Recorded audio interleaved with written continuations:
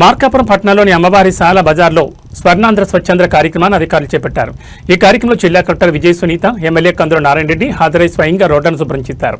అనంతరం గడియారం సెంటర్లో మానవహారం చేపట్టి ప్రజలతో ప్రతిజ్ఞ చేయించారు. ప్లాస్టిక్ వస్తువులను దూరంగా ఉంచాలని, వీలైనంత వరకు జూట్ బ్యాగులు, కాగితపు సంచులు వాడాలని ఎమ్మెల్యే పిలుపునిచ్చారు.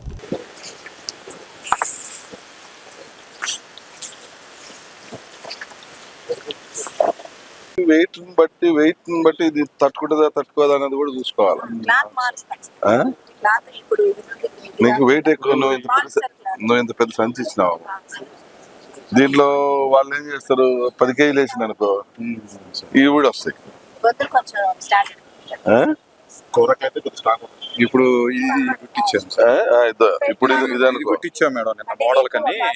ఇప్పుడు ఇది అనుకోమ్మా, ఇది అనుకో, ఒక 4 కేజీలు తట్టుకుంటది, 3-4 కేజీలు తట్టుకుంటది. కోరా క్లాత్ ఇదే 25, 3-4 కేజీలు వేస్తే తట్టుకో. మీటర్ 25 రూపాయలు మేడం, కుట్టినందుకు 10 రూపాయలు.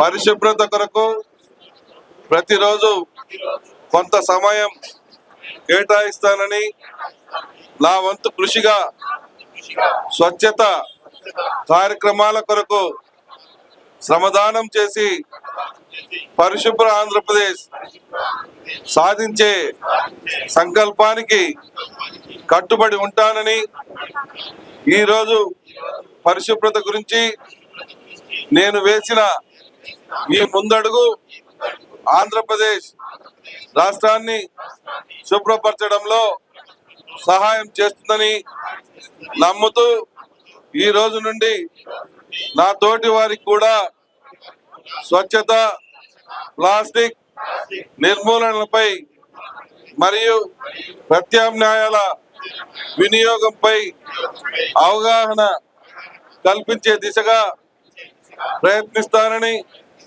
మన ఆంధ్రప్రదేశ్ను స్వచ్ఛ ఆంధ్రప్రదేశ్గా తీర్చిదిద్దేటట్లు నా వంతు కృషి చేస్తానని ప్రమాణం చేస్తున్నాను.